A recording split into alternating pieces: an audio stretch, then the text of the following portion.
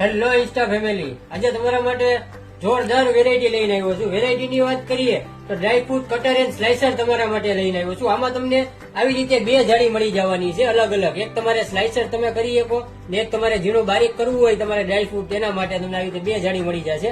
Live વિડીયોમાં હું તમને દેખાડીશ કે એની જે ક્વોલિટીની આપણે વાત કરીએ તો તમે ક્વોલિટી અંદર જોઈ શકશો કે તમારે જે અંદર થશે એ તમારે આવે એટલે હવે સ્લાઇસ તમારે બહાર નીકળવાની છે. આવી રીતે વિડીયોની અંદર તમે જોઈ શકશો. આવી રીતે તમારે સ્લાઇસ થઈ જવાની છે મિત્ર.